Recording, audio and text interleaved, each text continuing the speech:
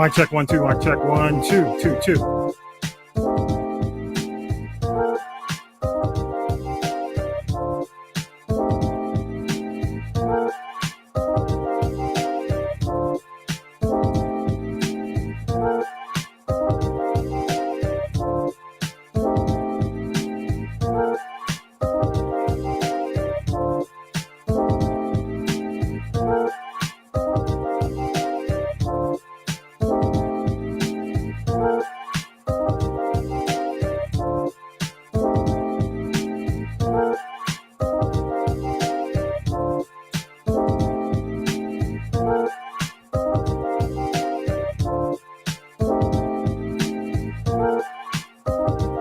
Here we go.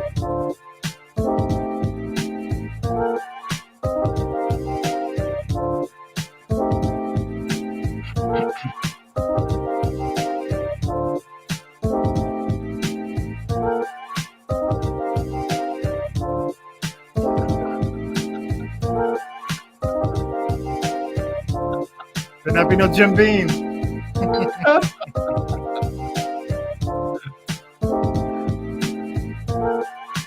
God of passing.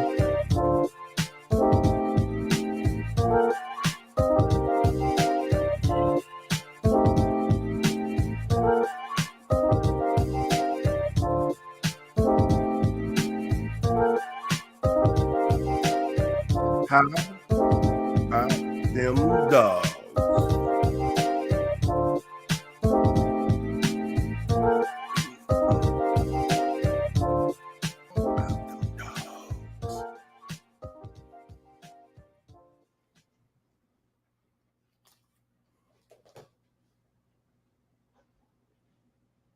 You said, how about them Falcons?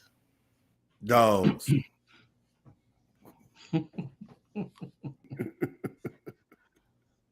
About them Astros. Well, yeah, Hey, what's up? What's up, everybody? Hey, what's up? What's going on? Welcome to episode 153 of This is the G Podcast. Hope you're doing well. Yes, yes, yes.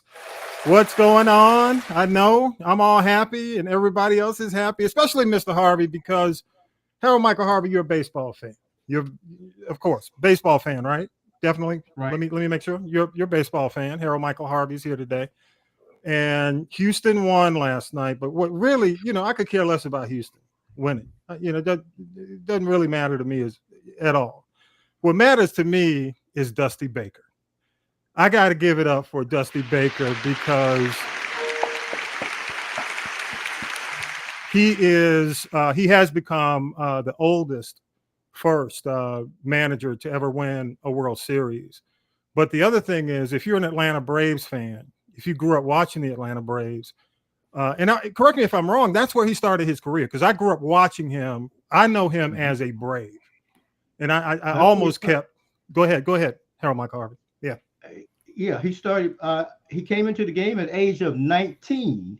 He's now 73 years old, but he started as a 19-year-old rookie batting fourth behind Henry Aaron.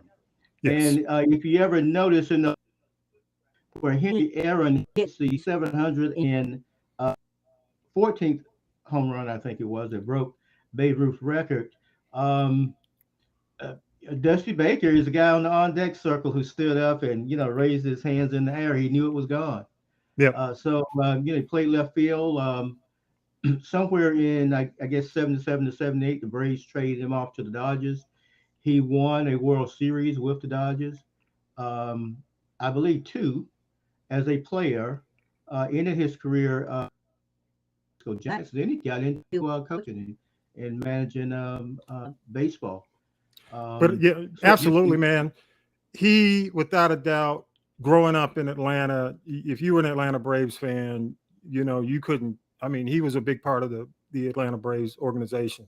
So seeing him win his first as a coach, really, I got to give it up to him and congratulate him. So appreciate that, Mr. Harvey. Definitely thank you for the history. And we're going to come back to you in a minute because we got to talk about the midterms, get your predictions, and a couple of other things. But again, this is the G Podcast. Every week we do news, politics, pop culture, that piping hot tea from the one and only. She is here, y'all. Y'all give it up for Tanya B. Yeah.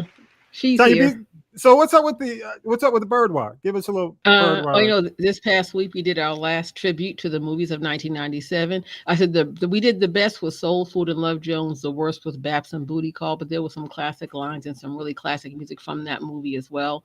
And so we've kind of finished with that. Next week we're back to business as usual, and we're gonna get back into the segment of Who Sampled That, where I teach people about music and who sampled this record and who took it and flipped it and dipped it and tried to make it sound new. And so that's what we're doing here, and just really supporting independent artists. So Good stuff. And also don't forget the current episode of the Bird Wire is at castropolis.net. If you go there now, the current episode is up, and for this week, and we change out that episode every new episode. So definitely check that out. Appreciate you, Tanya B. And also, he is here, the country commentator. You win some, you lose some, bro. You win some, you lose some. Y'all give it up to the dogs, or at least to the Georgia Bulldogs. Your Bulldogs won, but your Falcons fell short. But They won too. The Falcons won too. Okay, what they win? A draft pick? There you go. I knew you were going to say it. That much close getting that quarterback. I knew you were going to say it, but y'all give it up for the country commentator. Vi's in the building, the pride of Mary Persons High School. Any big takeaway from the weekend? One big takeaway that you saw this weekend, Vi? The Bulldog defense ain't no joke. No joke. And the Falcons have a good coach this year. Yeah, good coach. Could the Bulldogs join the Falcons and teach them about defense, or is that not possible? Are these college kids playing better than the Falcons? I'm just saying. Job, the offense let them down. Yeah, I agree. But you know what? They were not favored to win. So your bookie, your bookie was right. I'll leave it at that. If you're into that, you know what I'm saying. Right. If your bookie, listen to your bookie, you were okay. All right, y'all. Let's go ahead and do this. Let's go ahead and do news with Syracuse Mike. I got a lot of serious stuff to talk about, man, and definitely the midterm elections. That's why the one and only Harold Michael Harvey is here, and a few other things. But definitely want to get his opinion. And here we go. News team, assemble! It's time for the Week in News with Syracuse Mike. The final Atlanta Journal-Constitution midterm poll is out, and it shows Brian Kemp ahead of Stacey Abrams, 51 to 44%. 2% of those polled are backing Libertarian Shane Hazel. In the Senate race, Herschel Walker has a slight lead over Raphael Warnock. Walker is at 46%, and Warnock is at 45%, within the margin of error. Monday, the nation's conservative Supreme Court justices appeared open to ending decades of precedent again, this time challenging affirmative action and race-conscious admission decisions at colleges and universities. Chief Justice John Roberts. I don't see how you can say that the program will ever end. Your position is that race matters because it's necessary for diversity, which is necessary for the sort of education you want. It's not going to stop mattering. Roberts responding to arguments. This is a case involving the policies at Harvard College and the University of North Carolina. Both permit admissions offices to consider the race of applicants as one of many factors that help decide who will be accepted. Justice Ketanji Brown Jackson defended the programs. What I think you're saying is that people have to mask their identities when they come into contact with the admissions office just on the basis of their difference. A decision is likely next year. Authorities in Houston have confirmed that hip-hop artist Takeoff was killed in an early morning shooting outside of a Houston bowling alley. Takeoff, whose real name is Kirshnik Ball, was a member of the popular Georgia group Migos. He was 28 years old. Police were told there was a private party taking place prior to the shooting. The man accused of seriously injuring House Speaker Nancy Pelosi's husband with a hammer has pleaded not guilty. He's being held without bail. Also, there have been a ton of false rumors about the case all over the internet. DA Brooke Jenkins condemned the rumors. This case is vulnerable to misinformation. We are seeing it spread across all platforms at this point. We need to make sure that the record is clear what happened in this situation for all parties. The gunman who killed 17 people in the 2018 Parkland, Florida shooting was sentenced to life in prison without parole Wednesday. The judge imposed the sentence because the jury could not unanimously agree on the issue of the death penalty for Nicholas Cruz. Former President Trump has filed a lawsuit against New York State Attorney General Letitia James over what he claims is a relentless, pernicious, public, and unapologetic crusade against him. It's a response to her recent civil lawsuit against the former president and 3 of his adult children. Following a ton of pressure, New Jersey Nets point guard Kyrie Irving finally released an apology for a social media post about a documentary seen by many as anti-Semitic. But earlier Thursday, he said, I cannot be anti-Semitic if I know where I come from. After that, the Nets suspended Irving for at least 5 games without pay for his failure to disavow anti-Semitism. The team said Irving would be suspended, quote, until he satisfies a series of objective remedial measures that address the harmful impact of his conduct. Again, he released an apology Thursday night. All right, y'all. Again, this is the G Podcast, episode 153, and we're only a few days away from midterms. And just a couple of things, because we are a Georgia-based podcast. I want to make sure that folks have an idea of how early voting went. And we had close to 2.3 million ballots, almost, I think, 2.4, over 2.4, possibly 2.5 as of today as we tape. 1.3 million, possibly up to 1.5 million were actually white. 657,000 were black. 40,000 Hispanic voters voted.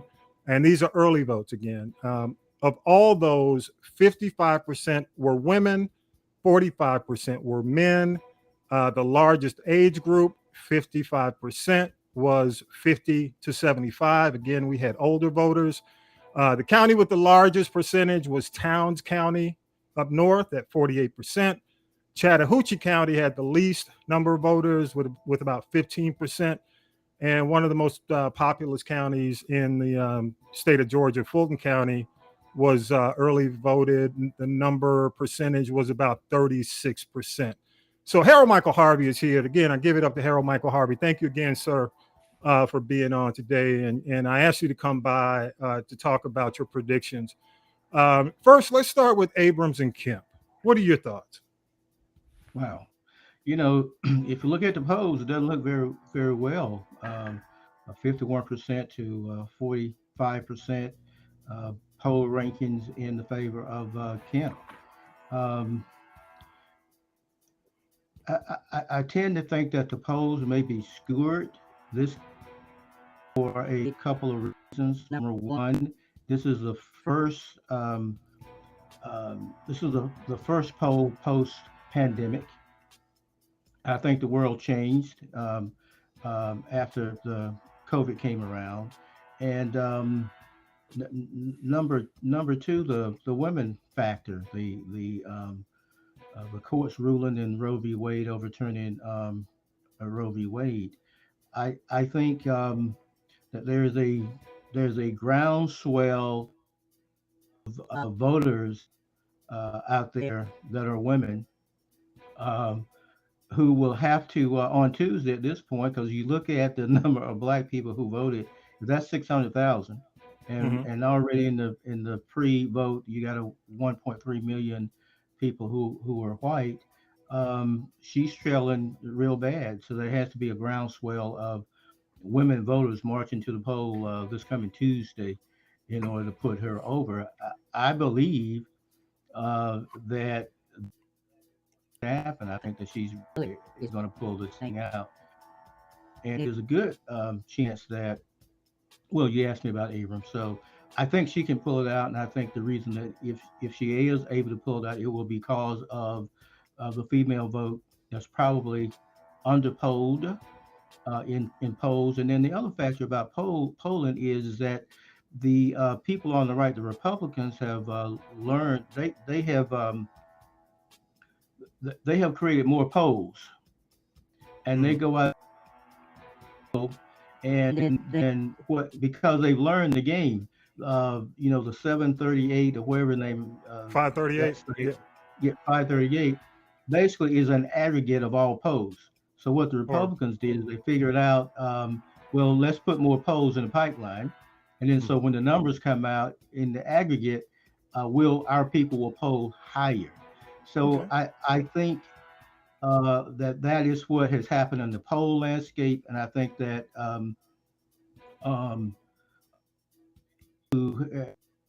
then the question I asked the economy. If you ask me what is a primary issue on the ballot, I would say for me, reparations. That doesn't mean that I'm not concerned about crime. Doesn't mean I'm not concerned about the economy. This doesn't mean I'm not concerned about women's reproductive health, but that just means that's what's primary in my mind. That's not going to make the front of the chart. And so there are many women who says, well, the price of bread, I'd like to see it come down. In fact, if I had labeled. Okay. He may have frozen there for a Doesn't mean minute. that I'm against what President Biden is doing. I would just like to have more money when I go to the grocery store and have more money left when I go to the gas station. Okay, You know, let's go ahead so and move. We're I- going to move from that point. Mhm. Mr. Harvey, and Okay. you covered the polls. Let's talk about Walker and Warnock. It's a dead heat. But here again, I think the silent vote that's not being polled accurately is the woman vote, and I think that there's just a plethora of accusations, female related, surrounding Herschel Walker that will inspire women to go to the polls and vote against him. Okay. You know, unfortunately, elections are people mostly vote against somebody as opposed to voting for what a candidate is for.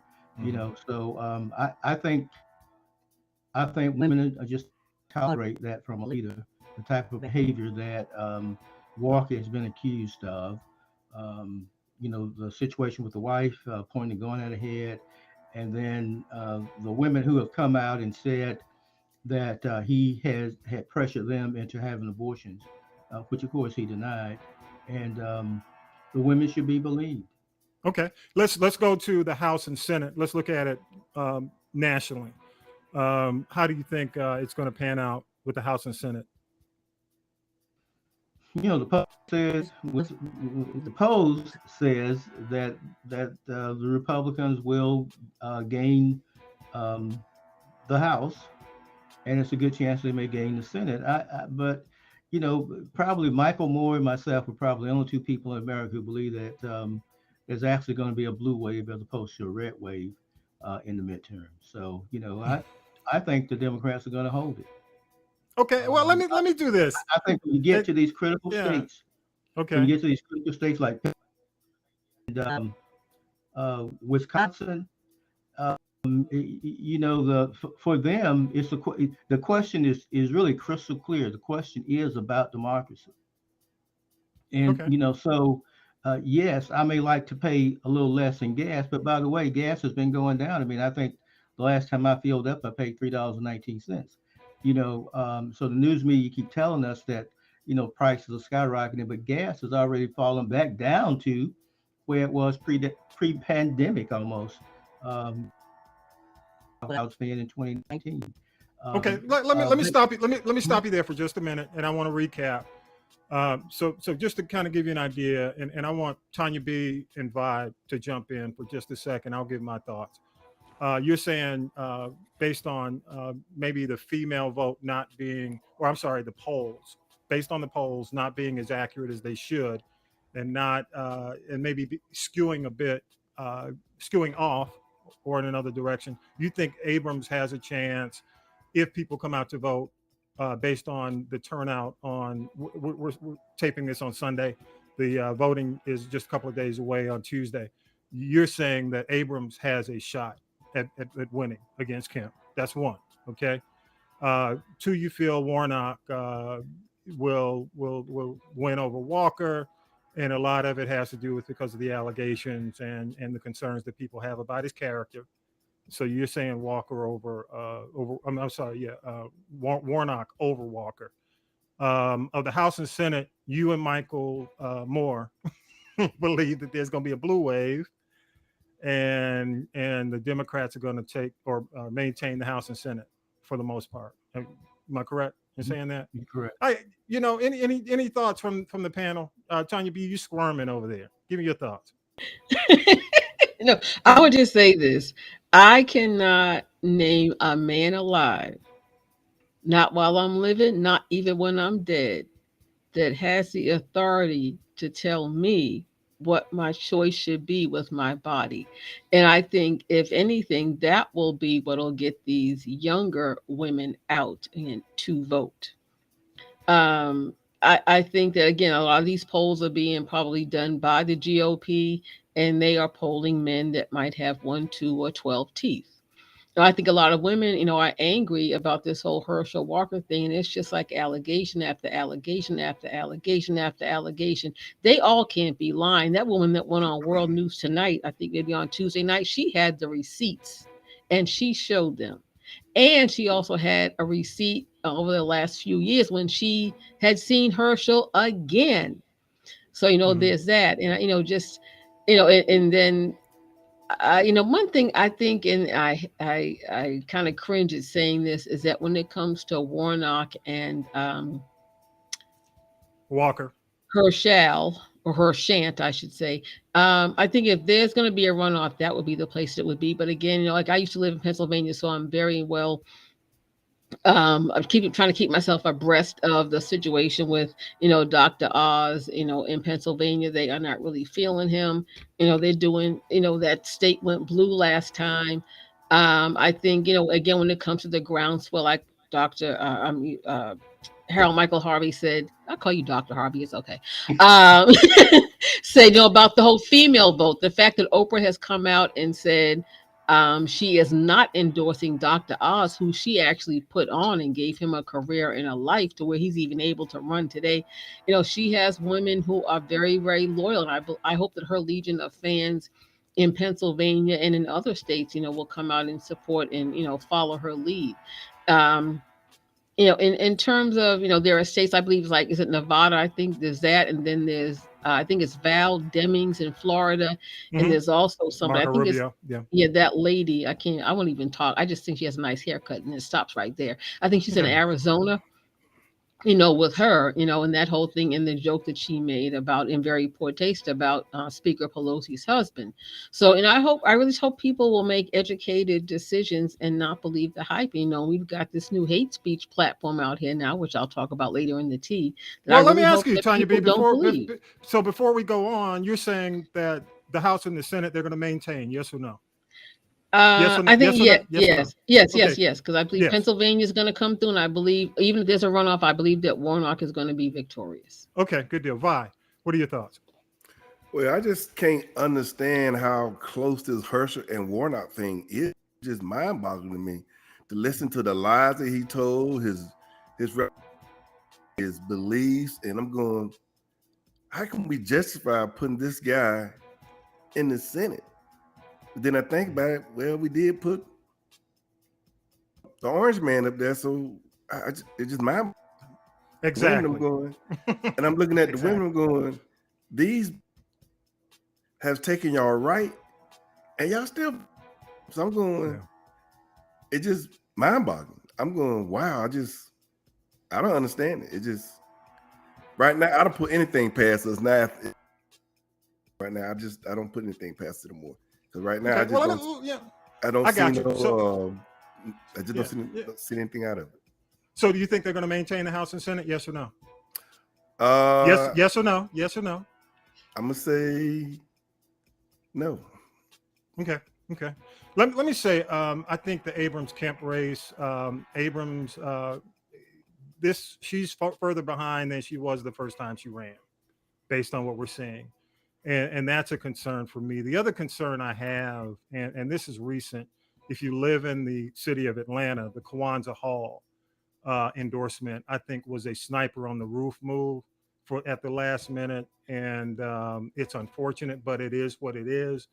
I as much as I like Stacey and I support her and she's got national support, she's got some issues in Georgia she needs to fix. So I'm going to say that Kemp's going to squeak this out. Because honestly, Kemp was in a situation where it was his race to win. He didn't have the baggage that a Herschel Walker has and some of the other Republicans had, because of the fact that he wasn't one who was on the Trump bandwagon. As a matter of fact, Trump was against him. So I think what's ultimately going to happen is that's going to work in his favor, and he's going to squeak it out. Walker and Warnock is going to be a runoff, and it really is going to come down to how the turnout is in the runoff. That's just my opinion. House and Senate, it's unfortunate. I just don't see it. I hope you're right, Mr. Harvey. I really do. HMH, I hope you're right. Michael Moore, I hope you're right. But my concern is the Democratic messaging has fallen. I mean, it's not, and you know, let me say this, because I know you're big blue, big time, Mr. Harvey. So I know I'm not. I'm independent. No, but let me say it. But you support. I mean, and rightly so, based on where we are at this point in time, when we see and we look back and we look at the insurrection and everything that's occurred in this country. It's like, how can y'all fucking forget the fact that we had an insurrection? You know what I'm saying? I mean, that's the mind-boggling thing to me. And what's unfortunate is that the messaging on the blue side hasn't been powerful enough to make people or get people to understand, do we really need to go down the crazy path? Do we really need to get back on the crazy bus with these people? Because that's the concern. And I just don't think the messaging has been as powerful. The other thing, and this is mind-boggling to me, the economy is a result of COVID. Understand, we've been in COVID.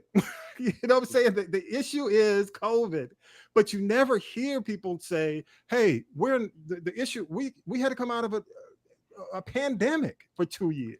But I think So let me finish, Vi. Let me finish and I'll throw it to you. The messaging has never really combated all this, where you see the local candidates being connected to Biden. The messaging has not come down to the fact that the country was in a spiral downward. Even with Trump, the country was in a spiral downward. We were in a pandemic. This didn't, you know, it's like that song, We Didn't Start the Fire. You understand what I'm saying? It was bad with Trump.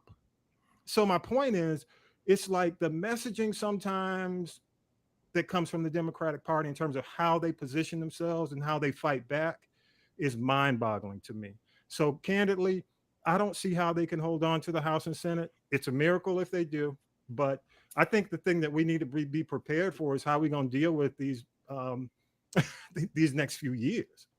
That's the thing we need to start thinking about. And I'm going to leave it at that. Go ahead, Vi. You had I'm saying there, yeah, it's the pandemic, but why don't we tell like it is? The only people who really suffering is the middle class and poor people. The people who got money, Walmart, the Amazon, the oil companies, they having record profits. So if the economy is so bad and we paying so much, why are they having record profits? Hey, you know what, Vi? You should have been working with the messaging. Because that's what I was. You should have. Let me give you an applause. Let me find the applause for you right now. Yes. Harold Michael Harvey, just one last thought on the election, because I got to ask you one more thing before you head out. One more thing. Go ahead. One more thing? Yeah, one more thing, and then because I got to ask you something, and keep it 1 minute just to recap on what we just said, and I want to move on. You know what I got to ask you about. Yeah. Yeah, well, very quickly, Tuesday is election day. We're taping on Sunday, so people just got to go to the polls and vote. And I don't know that it really takes very much messaging. Maybe I'm different, maybe I'm strange, maybe I'm odd, but it doesn't take messaging for me to understand that if you give the keys back over to the Republicans at this point in time, it's just bad news for the country. Bad news for the economy, bad news for the middle class, bad news for poor people. But I'm disheartened by a stat you read that of the nearly 4 million people who have voted, only 641,640. I felt the same way about that. Yeah, out of the 2.3 million ballots accepted, and this was as of Friday at closing, because the Friday was the last day. 2.3 million, 1.3 million were white, 657,000 were black. Now keep in mind that's still about 39-40%, which we had a record. These are all, keep in mind, these are all early votes. These aren't the final votes. Are going to be we're talking about Tuesday. Okay, we're not done. This is early vote. Oh, yeah. Obviously, the election day is Tuesday, but for the early vote to be on the 641,000 folks out of a couple of million, that's a poor performance. Yeah. And I think these are the stats. Yeah, I understand. I'm not arguing with the stats. I'm just making a comment about the stats. And to have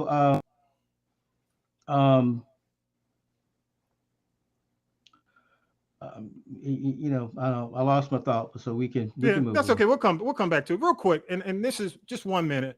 We don't have a lot of time to spend on this. I just wanted to get your thought, without going into detail, because honestly, it would take an entire show to talk about this. But one of the things and you and I had a conversation, a spirited conversation off mic about this, but I do want to ask you, and only want to ask you the fairness question, because you're a guy who deals with the First Amendment. You're a publisher, you're author. Is Kyrie being treated fairly in this situation?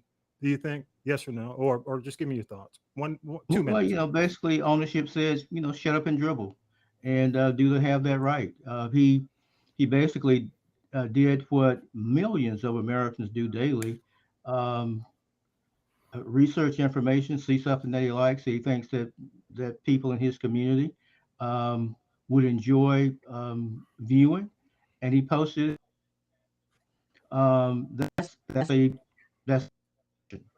now, without getting into whether that was a good expression or a bad expression, it was his right to do that. And basically management said, shut up and dribble, and so he shut up. And I would presume after his suspension, he'll get back to dribbling, and hopefully he'll still be able to find his way to the basket. Well, hopefully not, because I'm a Hawks fan. So, quite frankly, I could care less about his performance on the court. So, but anyway, thank you so much, Harold Michael Harvey, man. I got it. Hey, I'm a Hawks fan, y'all. I don't care. I like seeing the Nets 14th, and I'm good with that. I like seeing the Hawks in the top 5, so I'm good with that. I ain't a fan of the Nets. So either way, appreciate you. Thank you again, HaroldMichaelHarvey.com. As always, we appreciate your insight, definitely. And people can reach you on the website if they go to HaroldMichaelHarvey.com. If they have any comments, questions, or anything like that, they can get all the books, everything about Harold Michael Harvey. Man, again, we appreciate you. Thank you so much. And let's do this. Before we do tea, let's take a quick break, and we'll come right back after this. Thank you so much, Harold Michael Harvey. Hey, it's Tommy B, host of This Is the G Podcast. To keep our podcast real and unfiltered, we accept limited sponsorship dollars. Instead, we depend on you, our listeners. Now you can support us and look good buying our swag. Our merchandise store is open for fall 2022. You'll find coffee mugs, shirts, hoodies, and there's more to come. Look for the link in our podcast notes of each show, or go to our page at castropolis.net/This Is the G Podcast. That's castropolis.net/This Is the G Podcast. Be a G. Support the podcast, y'all. News, politics, pop culture, and that piping hot tea from the one and only Tanya B. This is the G Podcast. Now then, children, it's time for tea. It's tea time, y'all. Sipping the tea with Tanya B. Y'all know what time it is. Tanya B, what you got? Okay, what I got. First of all, this is a lot of dumb donkeys, but I got to lead off and talk about this. We got to say prayers up to the singer, Al B. Shore. He's been in a coma for the last 2 months. He's come out of the coma.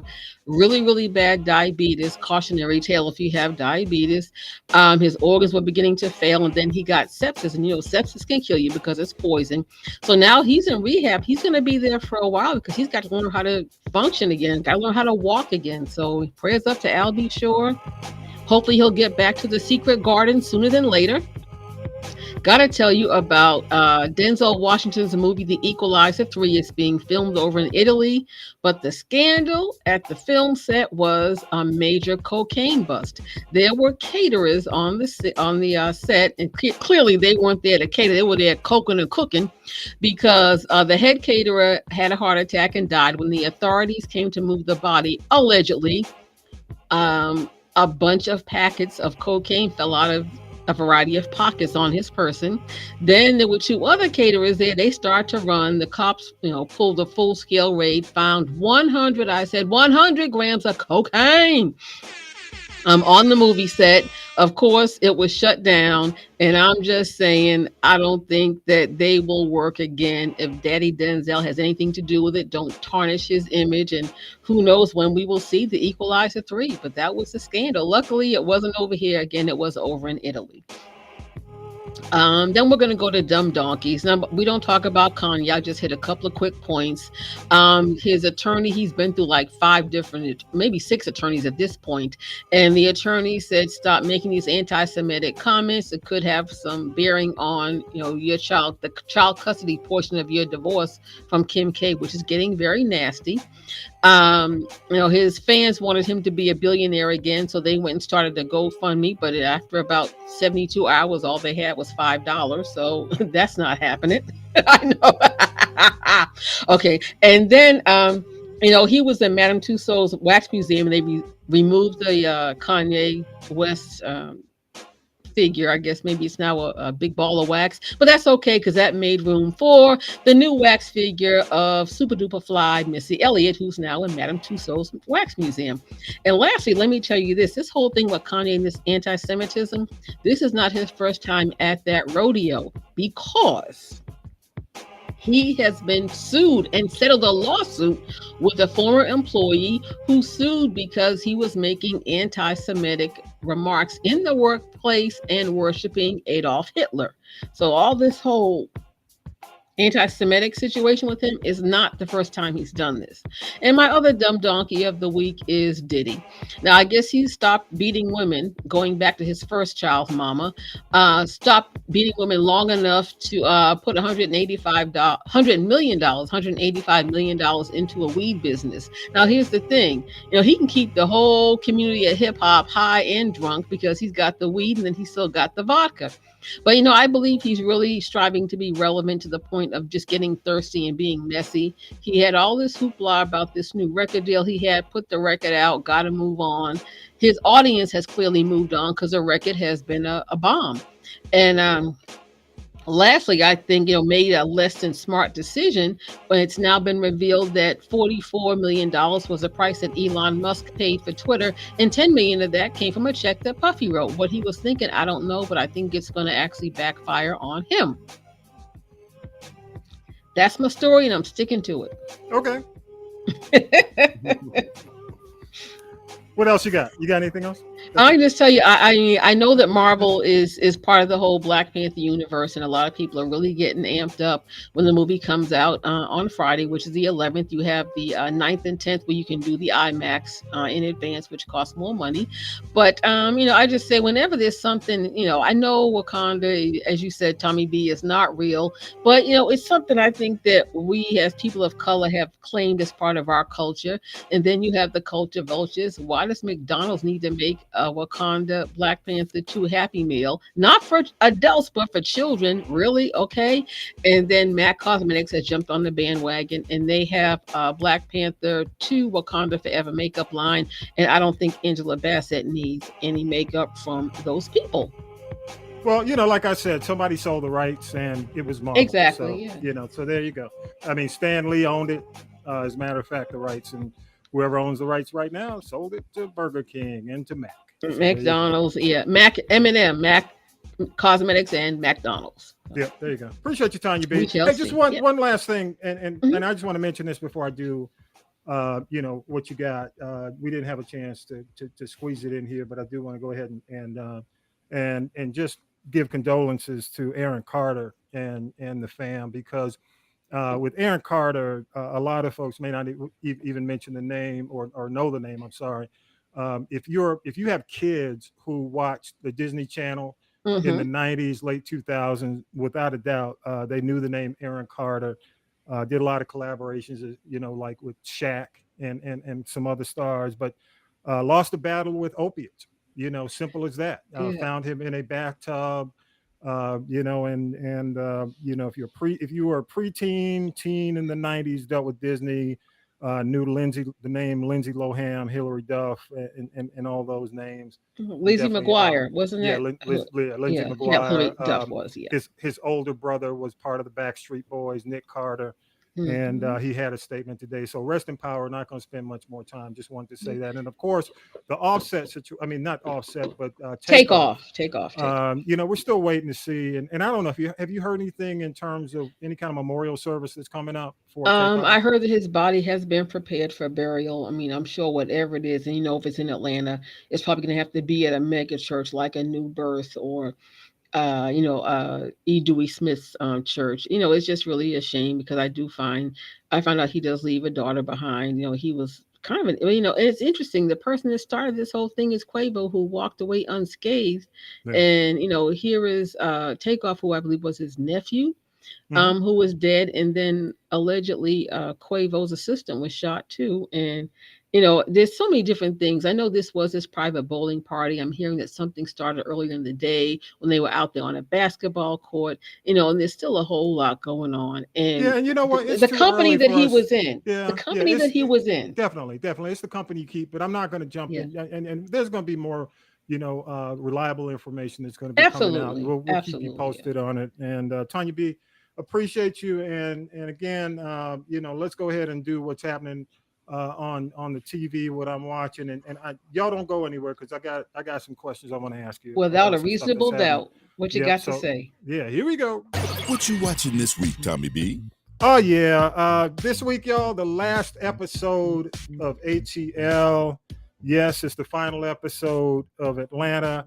Not the season finale, but the series finale is happening. So definitely check that out on FX, and we'll be here to let you know how it went, or you can tell us how it went, whatever you want to do. Also, from Dicey's List, I don't know if you guys heard us talk about Barbarian. It is crazy as hell. That's the kind of movie, that's the black people screaming at the, in the theater, talking to the screen kind of movie, but it is on HBO Max. You can check it out.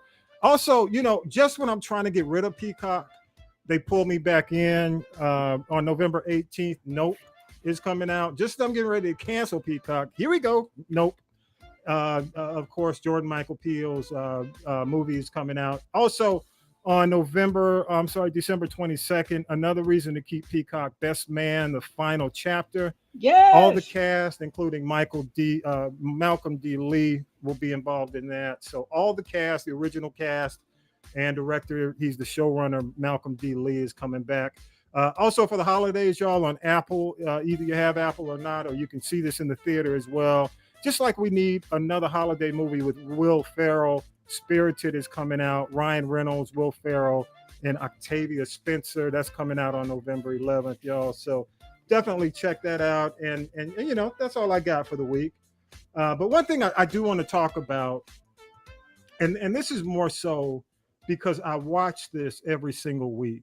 Tiffany Cross, the Cross Connection, is one of my favorite culture. I think it has done a lot for Black culture and contributed to the culture. It's one of my favorite weekend news shows, to the point where I really don't even watch the other weekend news shows, Meet the Press and all that. I just typically I was tuning in to Tiffany Cross. And it's unfortunate that they've made a decision to release her. And the crazy thing is they're releasing her a few days before midterms, which I would have thought that they would have waited until after midterms and maybe made a decision. But I want to play the clip that a lot of people feel got her in hot water. Okay. So I want, let's take a minute and want to play this clip, and we'll come back on the other side. Here we go. What say you? We need the culture that comes out of Florida, Georgia, and Pennsylvania. Arizona's far enough away. Let it go. Tiffany, what do you think? One's got to go. I say Florida literally looks like the dick of the country, so let's get rid of Florida. Ron, are you saying castrate the dick of the country? Seriously, let's castrate Florida. Here's the problem. Ron DeSantis, whatever you want to call Florida man, he is so problematic. The people there passed Amendment 4, which gave returning citizens, those formerly incarcerated, the right to vote. He instituted a poll tax. He has done everything he can to keep Black and brown people from the ballot. He traffics in stupidity and ignorance, and I just think they are a problem for the rest of the country. Let's get them out of there. Yeah, I mean, you know what? I think if anything, yeah, and you know, without a doubt, you know, I'm gonna give her applause for saying that as well. But Vi, you heard the comment. What do you think? I mean, now let me frame it. She made the comment on Charlamagne's show. Hell of a week. She didn't make it on her own show. She didn't make it within her job as an anchor. She was a guest on somebody else's show. Go ahead. Unless you're Republicans or you support Republicans, why are you firing her? Yeah. Okay. Yeah. Why are you firing her? Well, any thoughts on that, Tanya B? You know, I'm reading about this, and I don't watch the show, but I did recognize her face. And as I read more into it, the lamest of the lame excuse that was given for the cancellation of her show was low ratings, which I think is a bunch of hot garbage. You know, she said it's really sad that when people say the things that so many people think, but are afraid to say for whatever reason, or feel like they can't say for whatever reason, you know, she shook the table. Is what really happened. And I see nothing wrong with what she said, because I believe what she said was nothing but the facts. And so many people are afraid of the truth. It's like, oh, here comes this big mouth, you know, angry Black woman, what they always call us, you know. But, you know, now she can't say that, but Orange Carrot can say grab him by the pee, and it's okay. And he becomes president. So you know what? With that, I said, miss me with that BS and MSNBC. I'm not watching anymore. So get off my phone. Yeah, I think it was based on what they were saying, not what I'm saying, but they were saying it had something to do with their standards. You know, they felt, but also they did not renew the contract, her agreement, whatever she had going on. The other thing is, when you look at MSNBC has been problematic when it comes down to Black women. I go back, or NBC, and you could take a look at women, period, not just Black women. Let me go down the list. I'm gonna go down the list women, of period. just Black women, but I'm gonna say women. You can say women, period, but I say Black women, because there are a whole lot of other women who, like Megan, whatever her name was, that got paid big money and had bottom dwelling. She didn't even have that. Ratings. She didn't even have those ratings. She didn't have a pulse. But when you look at, you know, Melissa Harris Perry, Jamil Hill, Soledad O'Brien, you know, Tamron Hall, Ann Curry, it just seems to be a list of Black women journalists who, you know, here's the thing. I think there's a double standard when it comes down to, hey, go out, be edgy. And then when certain women do it and it's done in aggressive nature, especially on the mainstream networks, not necessarily on Fox, because you can look, Laura Ingraham says some things, or was it Judge Pirro, whatever. I don't watch Fox, but I know there's the judge over there. They will say some things that will, you know, if you clutch pearls, you'll be clutching your pearls all day if you listen and watch some of the things that they say. So there seems to be a double standard when it comes down to, I just see it based on the list, Black women journalists, because, you know, I don't think I've seen a list of Black men who have been suspended in this way. Have you, Tanya B? When it comes, and I'm only talking Black, because when it comes down, you know, to white journalists, or, you know, they can say whatever. Any journalist. No, well, you know, I don't think they can say whatever. I just think there's a higher level of tolerance when it comes down. Now, you know, because you can go back to Bill Maher. Bill Maher said something about 9/11. ABC kicked him out immediately because the country wasn't, you know, the climate of the country wasn't there. They weren't ready. Yeah, they weren't ready for it. But you were about to say, go ahead.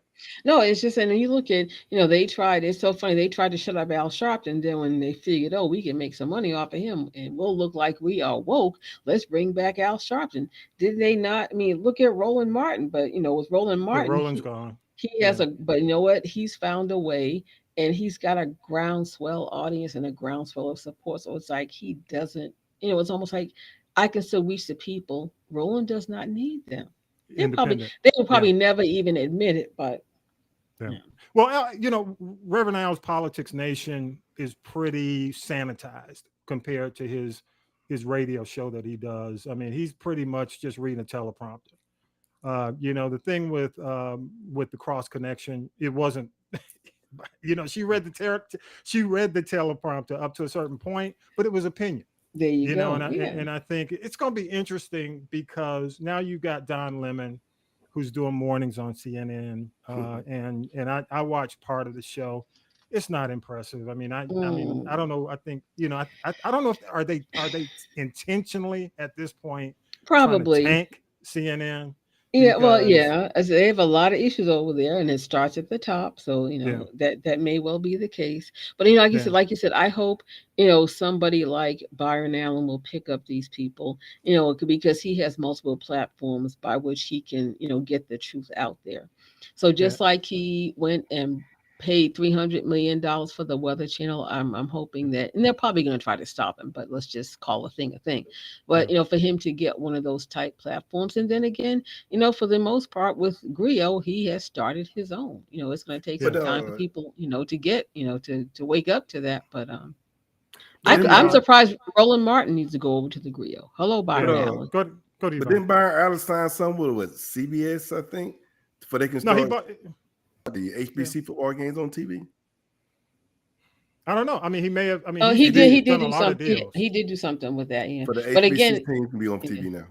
But you know what the thing is? I wonder if those TV stations that are going to carry those games are those TV stations that he bought and he's about to buy 10 more.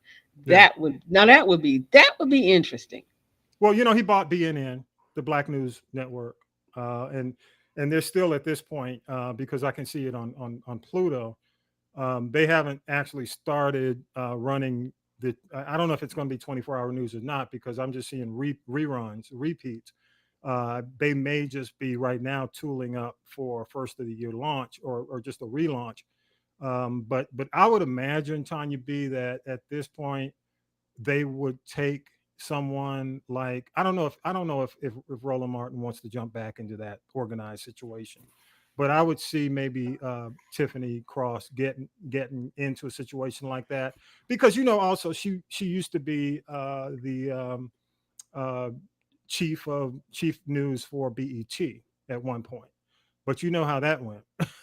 News on BET? No, they want to keep everybody dumb and ignorant and twerking. So BET News, forget it. Ask Ed Gordon. That is not a priority for BET. Look, black music ain't really even a priority for BET anymore. Let's call a thing over here. Yeah, so we'll see. I mean, love your comments. Go to castropolis.net. Again, castropolis.net. We'd love you to hit the people poll, leave your voicemail, leave your information. Let us know what you think. I mean, it was troubling to me because it was a couple of days before the midterms, and just to at least give her the weekend to go ahead and do the midterm situation would have been, you know, I think it would have been the fair thing to do for the audience. And let me say this about the ratings: she actually had the highest ratings, some of the higher ratings of all the weekend shows. So it wasn't it wasn't, as a matter of fact, when you look at her ratings, you know, the demographic they look at.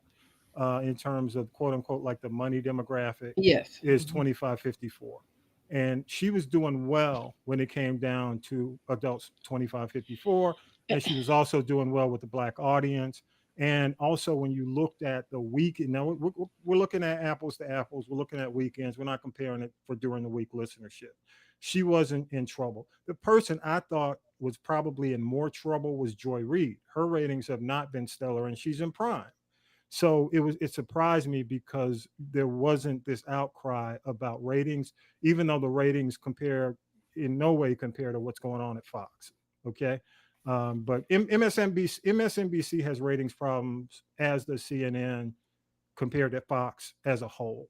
Fox is almost like lapping them when it comes down to ratings. So there you go. That's the state of the country. But again, Fox's audience is 1 foot in the grave. They about 70 plus. But I'll leave it at that. Okay. Hey, last minute, any last minute thoughts, Tanya B? Stuff from the week that's on your mind? We got a little bit of time. Let's jump into, any last minute thing that pops up. I just want to say, if I wanted to Kerry Washington, she had this show Reasonable Doubt, not to be confused with the Jay-Z album, on Hulu, and it's done so well. It's now being moved over to ABC TV primetime. So on. You know what? Why? Well, I know, but I know they're probably going to bury it, and it's not going to do well. It's not burying. They're gonna sanitize it. They can't show what they've been showing on Hulu. Come on, man. Well, I know, but here's the thing: ABC, and with the exception of was it Wednesday night with Abbott Elementary, ABC's getting the beef stew beat out of them, and they're also getting the beef stew beat out of them by Amazon Prime, who, by the way, has not stopped taking down that film that Kyrie Irving was talking about. So do we boycott them? But Thursday Night Football is not the friend of ABC. And Thursday Night Football is Amazon. Right. I'm saying, but so people are going to Prime, and whatever ABC has on does not matter because nobody's watching it. And so why would they put, I'm telling you, Vi, have you seen Reasonable Doubt? Yes, I love it. You love it the way you saw it, though, right? Yes, I do love it. Come on now, I'm just saying. If they put it on broadcast TV, they can't show all that on there. No, they can't. But I just want. Wait a minute. Hang on. No, go ahead, Tanya B. I just want Carrie to get her check. No, I want Carrie to get her check. That's all I'm saying. But I'm telling you, that's the thing. It's like taking an R-rated movie and trying to put it on Monday night at the movies. Prime time, 8-9 o'clock on a Monday night. Tanya B. Let me ask you this. Not a show your kid can watch. No. Let me mention this to both y'all. If they had put Power if they took Power and P-Valley, it would have no way. It would. You know what I'm saying? That it would have been lost. There would have been no show. There would have been no plot. Thank you. No. That's what I wanted to say. But Reasonable Doubt deserves. That's the thing. And you remember the show with Brandy and the girls on it?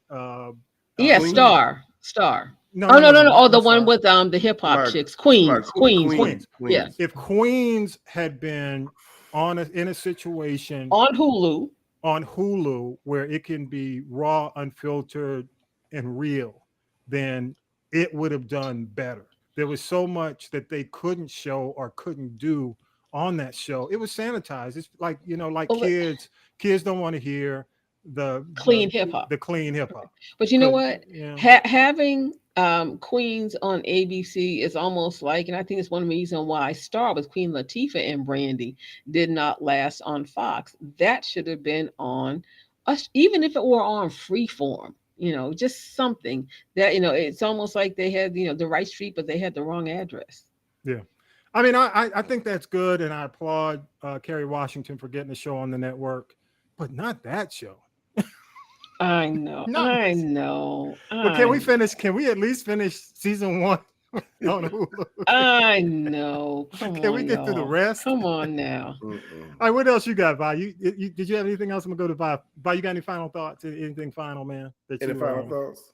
Yeah. I mean, anything from the week that we hadn't had a chance to talk about you want to bring up? Well, no, I don't. We talk about everything. We talk about the politics. We talk about Herschel, Warnock. Let's talk about them dogs, Vi. How about them dogs? We ain't got a full show. Them dogs for real, brother. I would say this. America, wake up. The dogs are for real. Stop belittling the dog. They are for real. I agree. You know what, Vi? I'm gonna say this, and this is because we go out internationally and we go out nationally. And a lot of folks are hoping and wishing that Ohio State and Michigan, some of the northern schools, come back and actually can win a national title. But in the last 10 years, in the last decade, there's only been one team out that's not in the Southeast, and that's Ohio State. Every other team is in the South. It's in the Southeast. Because defense still wins championships, not offense. Yeah. Offense sales, but defense wins. So true. Hey, just a couple of last minute things I want to mention and just thank some folks. Just got to say thanks to all the folks who have been out there really registering people to vote, participating in a lot of these voter rallies, giving a lot of their volunteer time and hard work. Vince the Voice Bailey has been out there doing a bunch of stuff, filming all the organizations that he works with to get out to vote organizations. Also got to shout out Karen Renee, NAACP, and her folks. They have been doing a ton of stuff out there, getting people out to vote. And I will say, I mean, I don't have any issue with the effort that has been put in to get people to the polls. They have done an outstanding job in Georgia. I can only see it based on my perspective in Georgia. And they have done an outstanding job based on the changes in the rules and the laws. They've been compliant, but they definitely have done a good. I'm telling you. Let me say this: if you, because I mean, if in my household there's one person who may have missed one of the minor elections within the year. Okay, if you missed an opportunity to vote, because I always vote, but if you miss one or two of these small elections, you got direct mail out the wazoo. It's like direct mail every day, weekly. You got that And right. they stayed on you. They sent postcards. They were going door to door, because here's the thing: if you don't vote, it's public record. People can go look up your name. They can't see who you vote for, but they can see whether or not you vote. And they know if you don't vote. So basically, they just went down the list of people who qualify, who may have voted Democrat in the past, look to see their voting record. And if you weren't at a certain level in terms of tier, in terms of your voting habits, they went after you. And I'm not going to lie, that direct, it was like, I'm happy for two things: that this election's over, that my mailbox won't be tilting over from direct mail pieces, and all these ads can stop running. The ads can stop these running. ads. Oh my God. I can't. I mean, I'm just wondering how hard, if it goes to a runoff, I'm just wondering how harder can it get? How much harder can it get? So we'll see. All right, Vi. Vi, you ready? I am ready. All right. All right, y'all. Let's go ahead and do it. Waiting for perfect conditions will mean inactivity. This practical insight is especially applicable to our spiritual life. If we wait for the perfect time and place for personal Bible reading, we will never begin. If we wait for a perfect church, we will never join. If we wait for the perfect ministry, we will never serve. Take steps now to grow spiritually. Don't wait for conditions that may never exist. Ecclesiastes chapter 11, verse 4. If you wait for perfect conditions, you will never get anything done. Because people, nothing is perfect. And like I said, tomorrow's not promised neither. So if you need something to be done, go ahead and take the initiative to make it happen. Because you never know it. It might not come up again. Amen. Amen. Amen, Vi. Thank you so much, man, for all you do. Yes, Tanya B. Thank you thank you so much. He gone. He just jumped out of here. All right, thank you so much for what you do, y'all. And again, we appreciate all you do. Go to castropolis.net. All the information you need is there. Definitely go there, get all our podcast information, y'all. And with that, y'all, episode 153 is in the can. Please go vote, y'all. If you have not had a chance to vote, you know, y'all are grown. Y'all are grown folks. So I'm just going to say, don't forget to vote and leave it at that. And with that, episode 153 is in the can. We are out of here. Peace, power to the people. And we love you. Keep it up. Vote. Please vote. Please, like James Brown, vote. Dang. Yes, absolutely. Hi.